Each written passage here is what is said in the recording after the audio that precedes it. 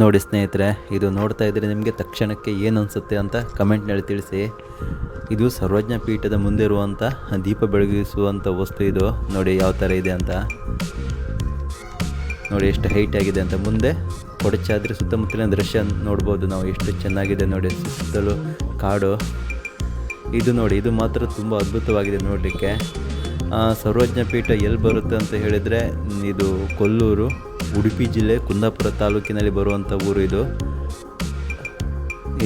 ನೀವು ಕೊಲ್ಲೂರು ಮೂಕಾಂಬಿಕೆ ದೇವಸ್ಥಾನ ಏನು ನೋಡ್ತೀರ ನೋಡಿ, ಅಲ್ಲಿ ಇರುವಂಥ ದೇವಿಯೇ ಮೂಲ ಕೊಡಚಾದ್ರಿಯಲ್ಲಿ ಇದ್ದಿದ್ದಂಥದ್ದು. ಅಲ್ಲಿ ಶಂಕರಾಚಾರ್ಯರು ತಪಸ್ಸು ಮಾಡಿ ದೇವಿಯನ್ನು ಒಲಿಸ್ಕೊಂಡು ಅವರು ತಮ್ಮ ಊರಾದ ಕೇರಳಕ್ಕೆ ಕರ್ಕೊಂಡು ಹೋಗಬೇಕಂತ ಇರ್ತಾರೆ.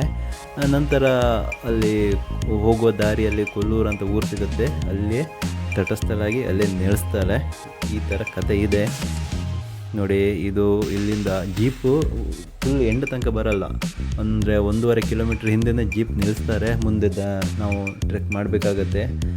ತುಂಬ ವಯಸ್ಸಾದವರು ಕೂಡ ಬರ್ಬೋದು, ಯಾಕಂದರೆ ನಾನು ತುಂಬ ಜನ ಬಂದಿರೋದನ್ನು ಕೂಡ ನೋಡಿದ್ದೆ ವಯಸ್ಸಾದವರು. ನೋಡಿ ಅಲ್ಲಿ ಬರ್ತಾ ಇದ್ದಾರೆ ನೋಡಿ. ಇವರು ಓಕೆ ಹೆಂಗಿದ್ದಾರೆ, ಆದರೆ ಹಿಂದೆ ಒಬ್ಬರನ್ನು ನೋಡಿದ್ದೆ, ತುಂಬ ವಯಸ್ಸಾಗಿತ್ತು, ಆದರೂ ನಡ್ಕೊಂಡು ಬಂದಿದ್ದಾರೆ ಅವರು. ನೋಡಿ ಈ ಥರ ಇದೆ. ನಾವಿವಾಗ ಸನ್ಸೆಟ್ಟಿಗೆ ಹೋಗ್ತಾ ಇದ್ದೀವಿ, ಅಂದರೆ ಸನ್ಸೆಟ್ ನೋಡಬೇಕಂತ ಹೇಳಿ ಸಂಜೆ ಹೊತ್ತು ಬಂದಿರುವಂಥದ್ದು ನಾವು. ಇಲ್ಲಿ ಸ್ಟೇ ಆಗಲಿಕ್ಕೆ ಅವಕಾಶ ಇಲ್ಲ.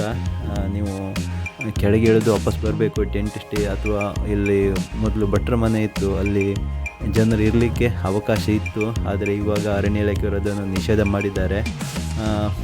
ಸೀದಾ ನೀವು ವಾಪಸ್ ನಿಟ್ಟೂರಿಗೆ ಹೋಗಬೇಕು, ಕೆಳಗೆ ಇಳಿದೇ ಹೋಗಬೇಕು, ಕೊಡಚಾದ್ರಿಯಿಂದ ಇಳಿದೇ ಹೋಗಬೇಕು, ಎಲ್ಲಿ ನಿಲ್ಲುವಂಗಿಲ್ಲ. ಇಲ್ಲಿ ನೋಡಿ ಅಂತೆ ಯಾವ ಥರ ಇದೆ ಗುಡ್ಡ. ಅದೇ ನೀವು ಮಳೆಗಾಲದಲ್ಲಿ ಬರ್ತೀರ ಅಂತ ಹೇಳಿದರೆ, ಈ ಸ್ಥಳದಲ್ಲಿ ನೋಡಿ, ಇಂಥ ಸ್ಥಳದಲ್ಲಿ ಲೀಚಸ್ ಅಂತ ಕರಿತೀವಿ ನೋಡಿ, ರಕ್ತ ಹೀರುವಂಥದ್ದು ಜಿಗಣೆ, ಅದರದ್ದು ರಾಶಿ ಇರ್ತಿತ್ತು. ಇವಾಗ ಮಳೆಗಾಲ ಇಲ್ಲ, ಬಿಸಿಲು ಬಿದ್ದಿದೆ, ಹಾಗಾಗಿ ಆರಾಮವಾಗಿ ನಡ್ಕೊಂಡು ಹೋಗ್ಬೋದು. ನೋಡಿ ಇಲ್ಲಿ ಕಾಡು ಥರ ಇದೆ. ಇಂಥ ಪ್ಲೇಸಲ್ಲಿ ತುಂಬ ಜಿಗಣೆ ಇರ್ತಾಯಿತ್ತು ನೋಡಿ ಯಾವ ಥರ ಇದೆ ಅಂತ. ಇವರೆಲ್ಲ ಹುಡುಗರ ಮಕ್ಕಳು ಆರಾಮಾಗಿ ಹತ್ತಿ ಬರ್ತಾರೆ. ಆದರೆ ವಯಸ್ಸಾದವರಿಗೆ ಸ್ವಲ್ಪ ಕಷ್ಟ. 1.5 ಕಿಲೋಮೀಟ್ರ್ ಅಂದರೆ ಸ್ವಲ್ಪ ವಯಸ್ಸಾದರೂ ಸ್ವಲ್ಪ ನಿಧಾನವಾಗಿ ಹೋಗಿ ಬರಬೇಕಾಗತ್ತೆ ನೋಡಿ.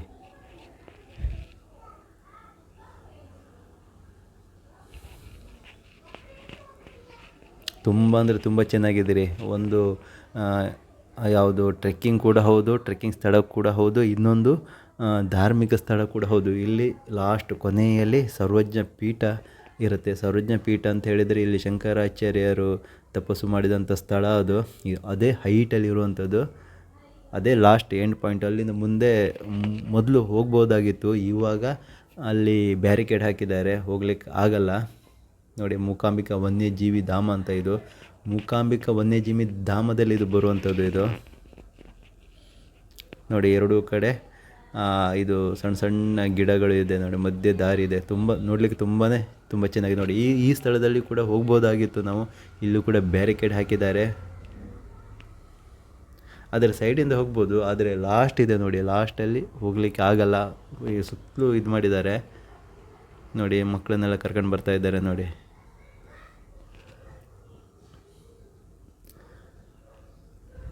ನೀವು ಕೊಲ್ಲೂರಿಗೆ ಬಂದರೆ ನಿಮಗೆ ದೇವಸ್ಥಾನದ ಎದುರುಗಡೆನೇ ಕೊಡಚಾದ್ರಿ ಹೋಗುವಂಥ ಜೀಪ್ ಸಿಗತ್ತೆ. ಬೇರೆ ವೆಹಿಕಲ್ ಹೋಗಲ್ಲ. ಯಾಕೆ ಹೋಗಲ್ಲ ಅಂತ ನೀವು ಕೇಳ್ಬೋದು. ನಾನು ಎಕ್ಸ್ಪರ್ಟ್ ಡ್ರೈವರು, ನಾನು ಗಾಡಿ ಹರ್ಸ್ಕೊಂಡು ಹೋಗ್ತೀನಿ ಅಂತ ಹೇಳಿದರೆ ಅಲ್ಲಿ ಹೋಗ್ಲಿಕ್ಕಾಗಲ್ಲ. ಯಾಕಂತ ಹೇಳಿದರೆ ರೋಡ್ ಆ ಥರ ಇದೆ. ನಿಮಗೆ ನಾನು ಆ ರೋಡಿದು ಸಂಪೂರ್ಣವಾಗಿ ತೋರಿಸ್ತೀನಿ. ಆ ವಿಡಿಯೋನು ಸ್ಕಿಪ್ ಮಾಡದೆ ನೋಡ್ತಾ ಇರಿ. ಮುಂದೆ ಇದೆ ಆ ವಿಡಿಯೋ, ನೋಡ್ತಾ ಇರಿ ನೋಡಿ. ಇಲ್ಲೆಲ್ಲ ಯಾವ ಥರ ಇದೆ ನೋಡಿ, ದೊಡ್ಡ ದೊಡ್ಡ ಕಲ್ಲು ಇದೆ ನೋಡಿ. ಇಲ್ಲೆಲ್ಲ ಸ್ವಲ್ಪ ಜಾಗ್ರತೆ ಮಾಡಬೇಕಾಗತ್ತೆ. ಎಲ್ಲಾದರೂ ತಪ್ಪಿ ಬೇರೆ ಕಡೆ ಕಾಲಿಟ್ಟರೆ ನಮಗೆ ಕಾಲಿಗೆ ಪೆಟ್ಟಾಗೋ ಚಾನ್ಸಸ್ ಇರುತ್ತೆ ನೋಡಿ. ಇದು ಜೀಪ್ ರೈಡಲ್ಲಿ ಬಂದಿರುವಂಥದ್ದು ನಾವು. ರೋಡ್ ಯಾವ ಥರ ಇದೆ ನೋಡಿರಿ. ಇದು ಆ್ಯಕ್ಚುಲಿ ಏನೂ ಇಲ್ಲ, ಧೂಳು ಇದೆ ಅಷ್ಟೇ. ಮುಂದೆ ನೋಡಿ ಯಾವ ಥರ ಇದೆ ಅಂತ ನಿಮಗೆ ಗೊತ್ತಾಗುತ್ತೆ ನೋಡಿ. ವ್ಯೂ ಪಾಯಿಂಟ್ ಎಷ್ಟೊಂದು ಚೆನ್ನಾಗಿದೆ ಅಂತ ಹೇಳಿ ಮುಂದೆ ನಾನು ಮಾತಾಡಲ್ಲ, ಯಾಕಂದರೆ ನೀವು ಆ ವ್ಯೂವನ್ನು ಎಂಜಾಯ್ ಮಾಡ್ತಾಯಿರಿ, ಆ ಸೌಂಡನ್ನು ಕೇಳ್ತಾಯಿರಿ.